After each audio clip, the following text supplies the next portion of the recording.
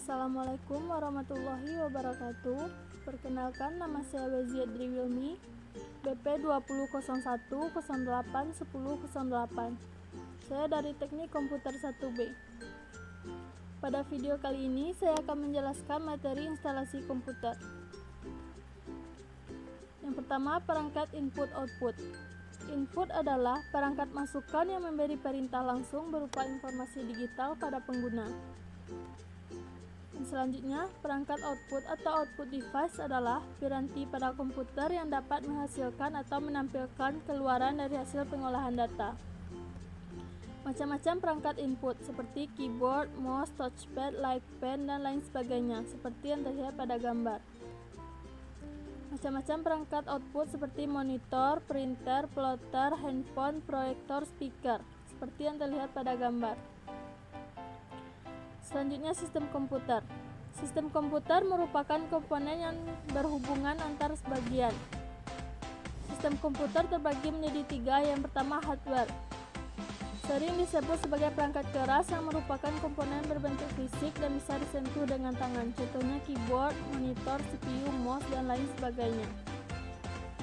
Yang kedua, software. Merupakan komponen sistem komputer yang tidak memiliki bentuk fisik dan tidak berwujud. Contohnya Windows.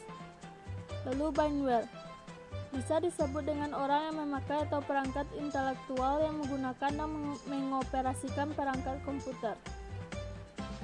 Sistem unit. Sistem unit adalah suatu rangka yang di dalamnya terdapat komponen-komponen elektronik dari komputer yang digunakan untuk memproses data. Macam-macam di sistem unit. Yang pertama, motherboard. Berfungsi sebagai tempat komponen-komponen komputer seperti prosesor, hard disk, RAM, dan lain sebagainya. Yang kedua, prosesor. Merupakan sebuah IC yang mengontrol seluruh jalannya sebuah sistem komputer. Yang ketiga, hard disk. Berfungsi sebagai media penyimpanan sekunder. Yang keempat, PC cooler. Berfungsi mengurangi panas yang dihasilkan oleh komputer. Selanjutnya, VGA card. Berfungsi mengolah data grafik yang akan ditampilkan oleh monitor. Power supply berfungsi sebagai penyuplai daya ke komponen-komponen lain seperti motherboard, prosesor, VGA, dan lain sebagainya. Lalu RAM berfungsi menyimpan data maupun instruksi yang dilakukan oleh prosesor. LAN card berfungsi menghubungkan komputer ke dalam jaringan, baik jaringan lokal atau jaringan internet. Selanjutnya, motherboard. Fungsi dari motherboard adalah menghubungkan seluruh komponen penyusun sebuah komputer. Bagian-bagian dari motherboard adalah seperti yang terlihat pada gambar.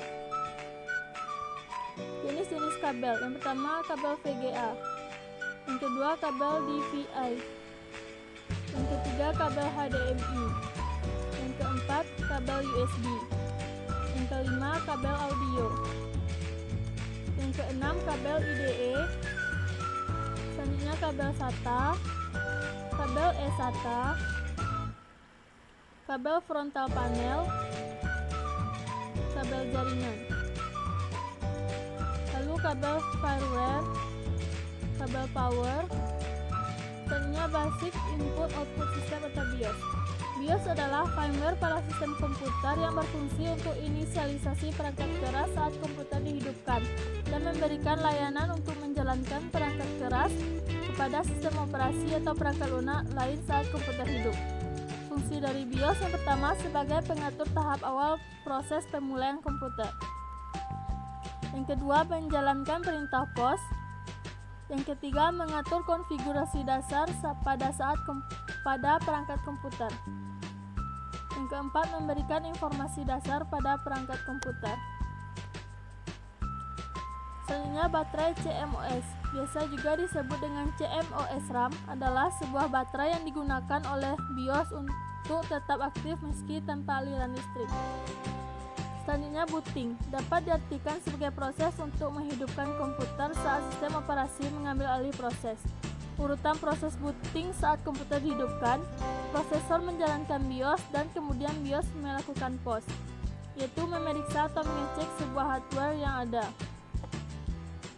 Menu pada BIOS terdapat menu main menu, advanced menu, security menu, power menu,